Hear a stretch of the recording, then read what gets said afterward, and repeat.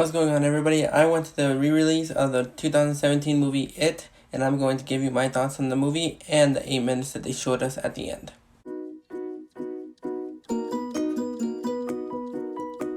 So It is directed by Andy Muschietti, and it was originally going to be directed by Cary Fukunaga, but when creative differences toward the project apart, Andy Muschietti came in to take over, and this film stars Jaden Martell, who at the time was going by Jaden Lieberher, Finn Wolfhard from Stranger Things, Jack Dylan Grazer from Shazam, Wyatt Olaf, Chosen Jacobs, Sophie Lilly, and Jeremy Ray Taylor. And it's based on the 1990 adaptation of the TV miniseries It, and follows about this killer clown who eats kids, feeds on their fears, comes out every 27 years to feast on them. Now, when this project was first announced, I didn't know what to expect from this movie as much as everybody did. When we got our first trailer and we got a sense of what the movie was going to be, I was already on the hype train, and so was everybody else. And then the second trailer hit, and I think that was what got me more onto the film.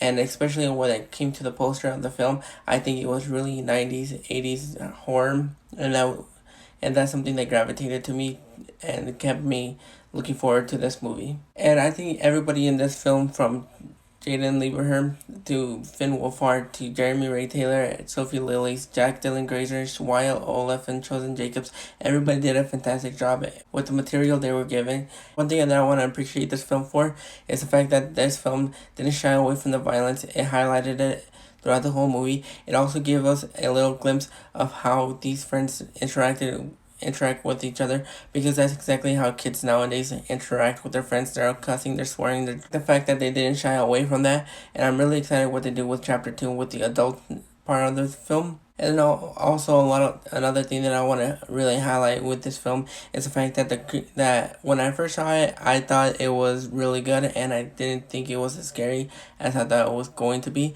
But what this movie really did for me, it relied a lot on the jump scares. It relied on the tension and the suspense of this film, the creepiness, the visuals.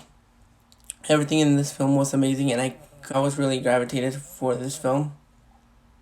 And that's something that gravitated me towards the film a lot more, because even though there's a heaviness of horror in this film, there's also some comedic moments and a surprisingly good amount of heart in this film. It usually comes between the relationship between Bill and Georgie.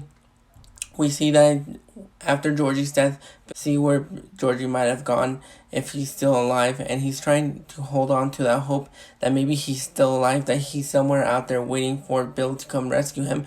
But once we get that amazing scene in the sewer later in the film, towards the end of the film, we see the closure that Bill gets with Georgie. Even though he knows that it's not Georgie, he gets that closure, and that's something that I really loved about this film.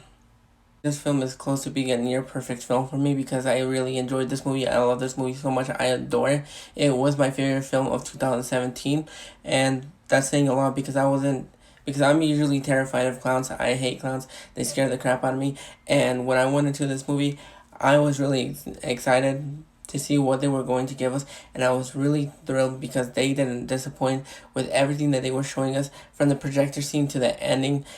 All the acting, the writing, the directing, acting, everything, especially the cinematography, everything was amazing and looked amazing, and I was really excited to see I'm really excited to see what they're going to do with chapter 2.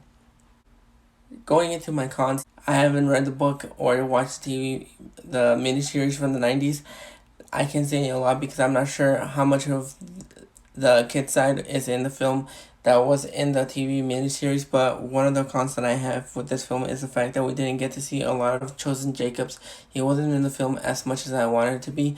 When I saw it, I didn't really think about it until I saw it over the weekend, that when we first see him with his grandpa and going into to get some more meat, he's gone for a long period of time, 30, maybe 40 minutes. He showed up, then I'm like, oh yeah, you're still here.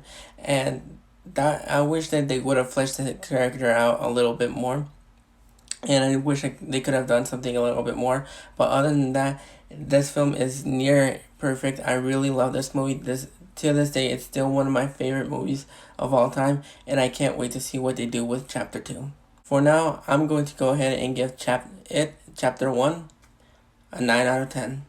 They did show us about 8 minutes of It Chapter 2, and I'm not going to go into details about what happens, but it's the dinner scene in the restaurant, and I think what I was hoping they were going to show us the scene with Mrs. Kirch and Beverly. That wasn't it, but I really enjoyed what they showed us, and it did give us a little glimpse behind the curtains of what to expect in Chapter 2. I can't wait to see what happens. I hope that It Chapter 2 is as good or better than the first one. Have you seen it? Let me know what you think of it. Until next time, this is Josie at the movies.